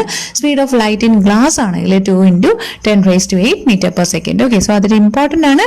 Speed of light in vacuum 3 into 10⁸ metre per second. ഇനി നമ്മൾ ഒബ്ജക്ട്സിനെ പറയുവാണെങ്കിൽ transparent objects, translucent object, opaque objects എന്ന് നമ്മൾ പറയാറുണ്ട്. ലൈറ്റിനെ കടത്തി വിടുവാണ് നിങ്ങൾ പൂർണ്ണമായും കടത്തി വിടുന്നതിന് നമ്മൾ എന്തെന്ന് പറയും? ട്രാൻസ്പാരന്റ് എന്ന് പറയും അല്ലെ. അതേസമയം ട്രാൻസ്ലൂസന്റ് എന്ന് പറഞ്ഞാൽ just a portion of the ലൈറ്റിനെ ആയിരിക്കും അതിലൂടെ കടത്തി വിടുക. ഒപ്പേക്ക് ഒബ്ജക്ട്സ് എന്ന് പറഞ്ഞാൽ that will not allow the incident light to pass through it. Okay, ഇനി നെക്സ്റ്റ് വരുന്നത് ഡിഫറെന്റ് കളേഴ്സ്. കളേഴ്സിന്റെ കേസിൽ നമുക്ക് രണ്ട് രീതിക്ക് പറയാം. പ്രൈമറി കളേഴ്സും ഉണ്ട്, സെക്കൻഡറി കളേഴ്സും ഉണ്ട്. പ്രൈമറി കളേഴ്സ് ഏതൊക്കെയാണെന്നുള്ളത് ഇമ്പോർട്ടന്റ് ആയിട്ട് ഓർക്കുക. Red, green, blue. Okay, blue, red, green, ഇതാണ് പ്രൈമറി കളേഴ്സ്. ഓക്കെ, ഏതൊക്കെയാ പ്രൈമറി കളേഴ്സ്? ഏതൊക്കെയാണ്? ഗ്രീനും റെഡും ബ്ലൂ ആണ് പ്രൈമറി കളേഴ്സ് എന്ന് പറയുന്നത്. അപ്പോൾ ഇത് മൂന്നും കൂടെ എന്തുകൊണ്ടാണ് പ്രൈമറി കളേഴ്സ് എന്ന് പറയാൻ കാരണം? ഇത് മൂന്നും കൂടി ചേർക്കുമ്പോൾ നമുക്ക് വൈറ്റ് കളർ കിട്ടും. ഓക്കെ, സോ അപ്പോൾ പ്രൈമറി കളേഴ്സ് ഏതൊക്കെയാണ്? Blue, red, green, and when you are combining this you will get what are white colour. Then next secondary colours എന്ന് പറഞ്ഞാൽ ഈ പ്രൈമറി കളേഴ്സിനെ മിക്സ് ചെയ്ത് നമ്മൾ പ്രിപ്പയർ ചെയ്യുന്നതിനെയാണ് സെക്കൻഡറി കളേഴ്സ് എന്ന് പറയുന്നത്. അതായത് ഫോർ എക്സാമ്പിൾ യെല്ലോ എന്ന് പറയുന്നത് ഒരു സെക്കൻഡറി കളറാണ്. അത് ഏതിന്റെയൊക്കെ കോമ്പിനേഷൻ? ആ റെഡിന്റെയും ഗ്രീനിന്റെയും കോമ്പിനേഷൻ ആണ് യെല്ലോ. മജന്ത ആണെങ്കിൽ റെഡിന്റെയും ബ്ലൂവിന്റെയും കോമ്പിനേഷൻ ആണ് മജന്ത. ഓക്കെ, ഇനി മിറേഴ്സിന്റെ കേസ് നോക്കാം. മിറേഴ്സ് എന്ന് പറയുന്നത് മെയിൻലി നമുക്ക് രണ്ട് ടൈപ്പ്, ദാറ്റ് ഇസ് പ്ലെയിൻ മിറേഴ്സും സ്ഫെരിക്കൽ മിറേഴ്സും ഉണ്ട്.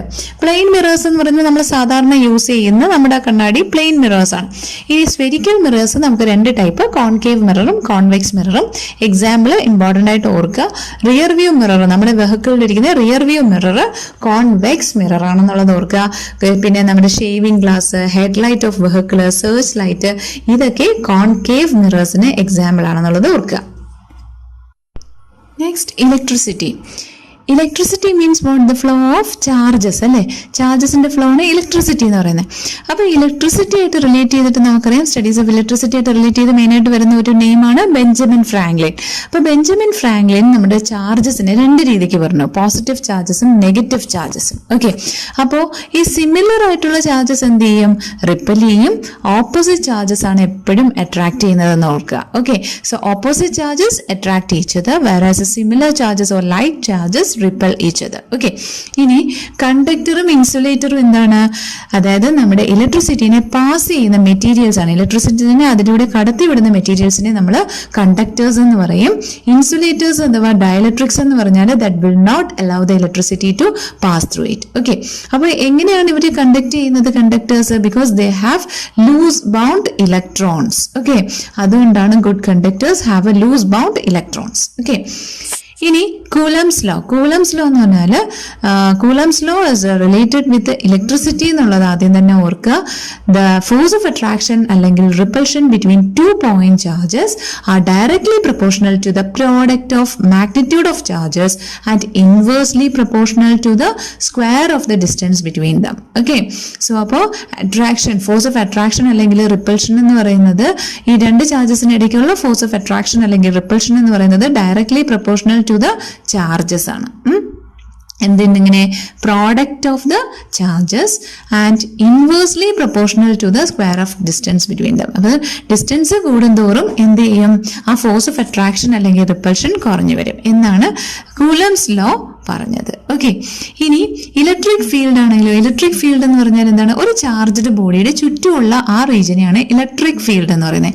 ഇലക്ട്രിക് പൊട്ടൻഷ്യൽ എന്ന് പറഞ്ഞാൽ ഒരു യൂണിറ്റ് ചാർജിനെ നമ്മൾ ഒരു പോയിന്റിൽ നിന്ന് മറ്റൊരു പോയിന്റിലേക്ക് ഇലക്ട്രിക് ഫീൽഡിലൂടെ മൂവ് ചെയ്യാൻ വേണ്ട വർക്ക്, അതിനെയാണ് നമ്മൾ ഇലക്ട്രിക് പൊട്ടൻഷ്യൽ എന്ന് പറയുന്നത്. The amount of work that is needed to move a unit charge from a reference point to a specific point against an electric field, that is what is termed as electric potential. Okay, അതിന്റെ unit എന്താണ്? Volt ആണ് electric പൊട്ടൻഷ്യലിന്റെ unit. ഇനി എന്താ potential difference എന്ന് പറഞ്ഞാൽ?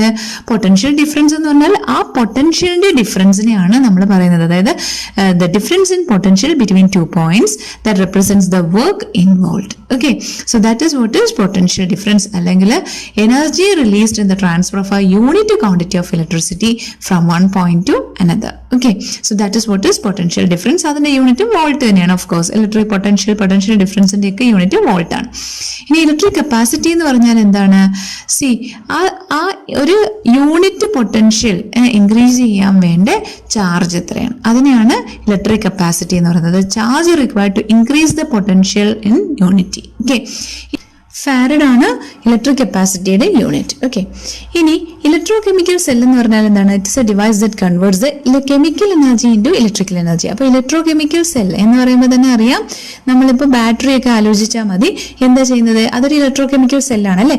എന്താ അവിടെ conversion നടക്കുന്നത്?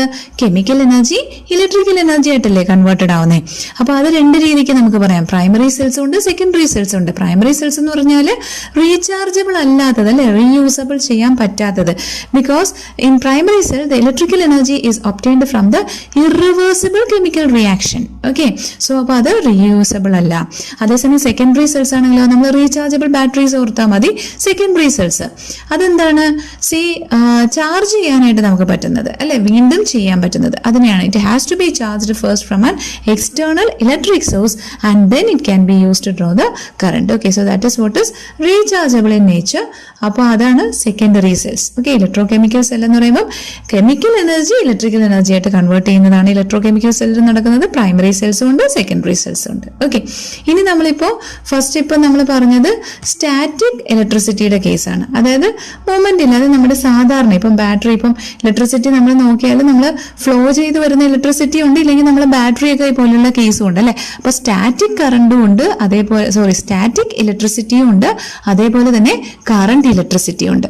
അപ്പൊ ഇനി കറണ്ട് ഇലക്ട്രിസിറ്റി നോക്കുവാണെങ്കിലോ, കറണ്ട് ഇലക്ട്രിസിറ്റി എന്ന് പറഞ്ഞാൽ flow of charge. Okay, electric current is the rate of flow of charge. Okay, that is what is electric current. That is the charge flowing per unit time interval നെയാണ് നമ്മൾ electric current means what? Electric current is the rate of flow of charge അല്ലെ. അതായത് charge flowing per unit time interval, that represents the electric current. Resistance എന്ന് പറഞ്ഞാൽ എന്താണ്? ആ flow of കറണ്ടിന് against ആയിട്ട് കൊടുക്കുന്ന ആ ഓപ്പോസിഷനെയാണ്, അല്ലെങ്കിൽ ആ ഓപ്പോസിങ് ഫോഴ്സിനെയാണ് നമ്മൾ റെസിസ്റ്റൻസ് എന്ന് പറയുന്നത്. റെസിസ്റ്റൻസിന്റെ യൂണിറ്റ് ഓർക്കുക ഓം. ഓക്കെ, ആംബിയർ ആയിരുന്നു കറണ്ടിന്റെ യൂണിറ്റ്. നമ്മൾ ഓൾറെഡി പറഞ്ഞു ഇലക്ട്രിക് കറണ്ട് ആംബിയർ എന്ന് പറഞ്ഞു. ഓക്കെ, റെസിസ്റ്റൻസിന്റെ യൂണിറ്റ് എന്താണ്? ഓം. ഇനി ഓംസ് ലോ എന്താ? ഓംസ് ലോ എന്ന് പറഞ്ഞാൽ next Ohm's law. Ohm's law states that the electric current flowing through a conductor is directly proportional to the potential difference across its ends. Okay, അപ്പോൾ ആ electric current is directly proportional to the potential difference across the ends. Okay, so അപ്പോൾ അതിനെയാണ് നമ്മൾ Ohm's law എന്ന് പറയുന്നത്.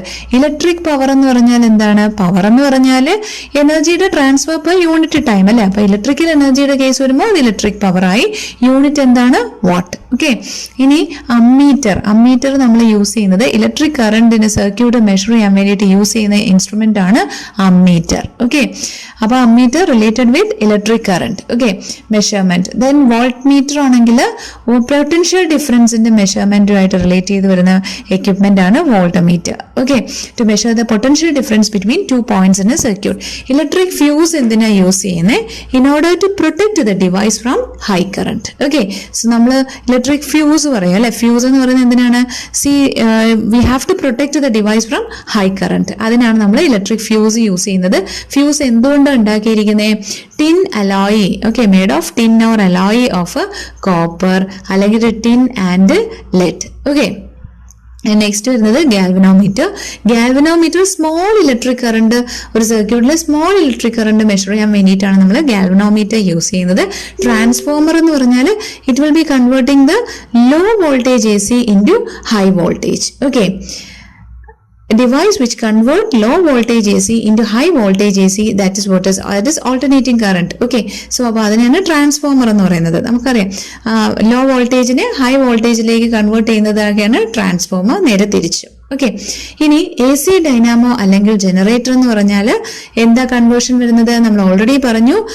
Dynamo എന്ന് പറഞ്ഞാൽ അല്ലെങ്കിൽ ജനറേറ്റർ, AC ജനറേറ്റർ എന്ന് പറഞ്ഞാൽ മെക്കാനിക്കൽ എനർജീനെ ഇലക്ട്രിക്കൽ എനർജി ആയിട്ടാണ് കൺവേർട്ട് ചെയ്യുക. Next section is atomic and nuclear physics. Okay, so atom is made up of what? Extremely tiny particles വെച്ചിട്ടാണ് atom എന്ന് പറയുന്നത് അല്ലേ. That is ആ particles എന്തൊക്കെയാ? പ്രോട്ടോൺ, ന്യൂട്രോൺ, ഇലക്ട്രോൺ അല്ലേ. ബേസിക്കലി ഇതാണ് നമ്മളൊരു ആറ്റത്തിൽ പറയുന്നത്. ഒരു ആറ്റത്തിന്റെ ന്യൂക്ലിയസിൽ ഉള്ളതാണ് ഏതൊക്കെ? പ്രോട്ടോണും ന്യൂട്രോണും. അതിന്റെ ചുറ്റുമുള്ളതാണ് ഇലക്ട്രോൺ. ഓക്കെ, അപ്പോൾ എന്താ പ്രോട്ടോണിന്റെ ചാർജ്? പോസിറ്റീവ് ചാർജ് ആണ് അല്ലെ. ന്യൂട്രോണിന്റെ ചാർജ് ആണെങ്കിലോ 0 ആണ്. ഇലക്ട്രോൺ ചുറ്റുമുള്ള ഇലക്ട്രോണിന്റെ ചാർജ് ആണെങ്കിൽ മൈനസ് ചാർജ് ആണ്. ഓക്കെ, സോ അപ്പോൾ പ്രോട്ടോണിന്റെ ചാർജ് പ്ലസ് 1.6 × 10⁻⁻19 കൂളോം. ഇലക്ട്രോണിന്റെ ചാർജ് ആണെങ്കിലോ നെഗറ്റീവ്ലി ചാർജ് ആണ്, അപ്പം മൈനസ് 1.6 × 10⁻⁻19 കൂളോം. ആൻഡ് ന്യൂട്രോൺ ആണെങ്കിൽ ന്യൂട്രൽ ചാർജ് ആണ്, അതായത് 0 ചാർജ് ആണ് വരുന്നത്, 0 കൂളോം. ഓക്കെ, ഇനി ഡിസ്കവർ ചെയ്തവരും ഇമ്പോർട്ടന്റ് ആണ്. പ്രോട്ടോണിനെ ഡിസ്കവർ ചെയ്തത് റൂദർഫോർഡ് ആണ്. ഇലക്ട്രോണിനെ ഡിസ്കവർ ചെയ്തത് ജെ തോംസൺ ആണ്. ആൻഡ് ന്യൂട്രോണിനെ ഡിസ്കവർ ചെയ്തത് ചാഡ്വിക് ആണ്. പെൻ RTC എന്ന് ഓർത്തിരുന്നാൽ നിങ്ങൾക്ക് എളുപ്പമായിരിക്കും. പെൻ RTC, പെന്ന് കറസ്പോണ്ടിങ് ആയിട്ട് അപ്പുറത്ത് RTC, അതായത് പെൻ P ആണെങ്കിൽ പ്രോട്ടോൺ, R ആണെങ്കിൽ റൂദർഫോർഡ്. ഓക്കെ, ഇനി ഇലക്ട്രോണിന്റെ E വെച്ചിട്ട് ജെ തോംസന്റെ T. ഓക്കെ, ഇനി ന്യൂട്രോണിൻ്റെത് N, അതായത് C Chadwick. Okay, pen RTC എന്ന് ഓർക്കാം. ഓക്കെ, ഇനി പിന്നെ പോസിട്രോൺ എന്ന് പറഞ്ഞാൽ എന്താണ്? പോസിറ്റീവ്ലി ചാർജ്ഡ് ഇലക്ട്രോൺസിനെയാണ് നമ്മൾ പോസിട്രോൺ എന്ന് പറയുക. And they are discovered by Anderson. Okay, positron discover ചെയ്തത് ആൻഡേഴ്സൺ ആണ്. ഇനി റേഡിയോ ആക്ടിവിറ്റി എന്ന് പറഞ്ഞാൽ എന്താണ്? When the atomic nuclear break ചെയ്യുമ്പോൾ ഉണ്ടാവുന്ന ആ ഹാർംഫുൾ റേഡിയേഷൻസിനെയാണ് അല്ലെങ്കിൽ പാർട്ടിക്കിൾസിനെയാണ് നമ്മൾ റേഡിയോ ആക്ടിവിറ്റി എന്ന് പറയുന്നത്. ആ ഒരു പ്രോസസ്സിനെയാണ് റേഡിയോ ആക്ടിവിറ്റി എന്ന് പറയുന്നത്. Okay, so when the atomic nuclear break up spontaneously harmful radiations of particles are released and that is what is radioactivity. Okay, ഇനി നമുക്ക് റേഡിയോ ആക്റ്റീവ് റേസ്, ഓക്കെ, ഏതൊക്കെയാ? Alpha rays, beta rays, gamma rays. അപ്പൊ അതിൽ ഓർക്കുക, ഇനി ആ rays ഏതൊക്കെയാ? Alpha rays, beta rays, gamma rays അല്ലേ. സോ അപ്പോൾ ആൽഫ റേസ് ആണെങ്കിൽ മാക്സിമം അയണൈസിങ് പവർ ഉള്ള റേസ് ഏതാണ്? Alpha rays. ഓക്കെ, പക്ഷെ അതിന് പെനിട്രേറ്റ് ചെയ്യാനുള്ള പവർ വളരെ മിനിമം ആണ്. ഗാമ റേസ് ആണെങ്കിലോ പെനിട്രേറ്റിംഗ് പവർ ഏറ്റവും കൂടുതലുള്ളത് ആർക്കാണ്? Gamma rays, minimum ionising power. So അപ്പോൾ തിരിഞ്ഞു പോകാതെ അത് ഓർക്കുക. ആൽഫ റേസിന് മാക്സിമം അയണൈസിങ് പവർ ആണുള്ളത്, മാക്സിമം പെനിട്രേറ്റിംഗ് പവർ ആർക്കാണ്? ഗാമ റേസിനാണ്. Okay, so isotopes are atoms with the same atomic number but different mass number. Isobars എന്ന് പറഞ്ഞാൽ സെയിം മാസ് നമ്പർ സെയിം ആയിരിക്കും, പക്ഷേ ആറ്റമിക് നമ്പർ ഡിഫറെന്റ് ആയിരിക്കും. ഓക്കെ, ഇനി ന്യൂക്ലിയർ ഫിഷനും ഫ്യൂഷനും എന്താ? ന്യൂക്ലിയർ ഫിഷൻ എന്ന് പറഞ്ഞാൽ ഒരു ഹെവി ന്യൂക്ലിയസ് സ്പ്ലിറ്റ് ചെയ്യുന്നു അല്ലെ. ഫിഷൻ എന്ന് പറഞ്ഞാൽ സ്പ്ലിറ്റ് ചെയ്യാം, ഫ്യൂഷൻ എന്ന് പറഞ്ഞാൽ ഫ്യൂസ് ചെയ്യാം. അപ്പം ഹെവി ന്യൂക്ലിയസ് സ്പ്ലിറ്റ് ചെയ്ത് 2 ലൈറ്റ് ന്യൂക്ലിയസ് ആവുന്നതിനെ നമ്മൾ എന്തെന്ന് പറയും? ഫിഷൻ എന്ന് പറയും. ആ ഒരു സമയത്ത് എനർജി റിലീസിങ് ഉണ്ടാവുമല്ലോ, that is what is called as nuclear energy. Okay, so ഇനി എന്താ ചെയിൻ റിയാക്ഷൻ? ചെയിൻ റിയാക്ഷൻ എന്ന് പറഞ്ഞാൽ when an uranium atom bombarded with slow neutrons, fission takes place and releases 3 neutrons and high energy ആയിരിക്കും ഈ 3 ന്യൂട്രോൺസിന് വരുന്നത്. അത് further ഫിഷനെ lead ചെയ്യും. അതിനെയാണ് നമ്മൾ ചെയിൻ റിയാക്ഷൻ എന്ന് പറയാം. അതായത് ഒരു യുറേനിയം ആറ്റം യുറേനിയം ആറ്റത്തിനെ നമ്മൾ ന്യൂട്രോൺസുമായിട്ട് ഫസ്റ്റ് ഒന്ന് ബൊമ്പാർഡ് ചെയ്യും. ബൊമ്പാർഡ് ചെയ്യുമ്പോഴത്തേക്കും എന്ത് ചെയ്യും? അത് സ്പ്ലിറ്റ് ചെയ്യുകയും അതിൽ നിന്ന് 3 ന്യൂട്രോൺസ് റിലീസ് ചെയ്യും. ഓക്കെ, ഫിഷൻ, അതിനെയാണ് ഫിഷൻ എന്ന് പറയുന്നത്. ആ ന്യൂട്രോൺസിന് വെരി ഹൈ എനർജി ആയിരിക്കും, that can be used for further fission. അങ്ങനെ ചെയിൻ റിയാക്ഷൻ നമ്മൾ കുഞ്ഞു ക്ലാസ്സിലൊക്കെ പഠിക്കുന്ന കാര്യങ്ങൾ അല്ലേ. അപ്പോൾ ഇങ്ങനെ ചെയിനായിട്ട് അതിങ്ങനെ കണ്ടിന്യൂ ചെയ്തു പോകും. അതിനെയാണ് ചെയിൻ റിയാക്ഷൻ എന്ന് പറയുന്നത്. അപ്പോൾ അത് അതിന്റെ ബേസിസ് എന്താണ്? ഫിഷൻ ആണ് അല്ലെ. ന്യൂക്ലിയർ ഫിഷൻ ആണ് അതിന്റെ ബേസിസ് എന്ന് പറയുന്നത്. കൺട്രോൾഡ് ചെയിൻ റിയാക്ഷൻ ആണ് നമ്മുടെ ന്യൂക്ലിയർ റിയാക്ടേഴ്സിൽ കൺട്രോൾഡ് ചെയിൻ റിയാക്ഷനും അൺകൺട്രോൾഡ് ചെയിൻ റിയാക്ഷൻ ആണ് ആറ്റമിക് ബോംബില്. ഓക്കെ, അപ്പൊ അറ്റോമിക് ബോംബില് ഫിഷൻ ആണ്, ന്യൂക്ലിയർ ഫിഷൻ ആണ് ടേക്സ് പ്ലേസ് ചെയ്യുന്നത്. എങ്ങനെയാണ്? അൺകൺട്രോൾഡ് ചെയിൻ റിയാക്ഷൻ ആയിട്ടാണ്. ഓക്കെ, ഇനി ഫ്യൂഷൻ എന്ന് പറഞ്ഞാൽ എന്താ? 2 or more light nucleus fused to form a heavy nucleus. For example ആണ് ഹൈഡ്രജൻ ബോംബ്, പിന്നെ നമ്മുടെ സണ്ണ്, സ്റ്റാർസ്, ഇതൊക്കെ ഫ്യൂഷൻ എക്സാമ്പിൾ ആണ്. അപ്പൊ ഫിഷന്റെയും ഫ്യൂഷന്റെയും എക്സാമ്പിൾ കൃത്യമായിട്ട് ഓർക്കുക. Okay, atom bomb fission example ആണ്, അൺകൺട്രോൾഡ് ചെയിൻ റിയാക്ഷൻ റിയാക്ഷൻ ആണ്. അപ്പോൾ നമ്മൾ ഈ ഫിഷൻ ക്യാരി ഔട്ട് ചെയ്യാൻ വേണ്ടി അല്ലെങ്കിൽ ചെയിൻ റിയാക്ഷൻ ക്യാരി ഔട്ട് ചെയ്യാൻ വേണ്ടി യൂസ് ചെയ്യുന്ന യുറേനിയം ഏതൊക്കെയാണ്? Uranium 235, uranium 239. Okay, uranium 235 uranium 239 ആണ് ഫിഷനബിൾ ആയിട്ടുള്ള യുറേനിയം.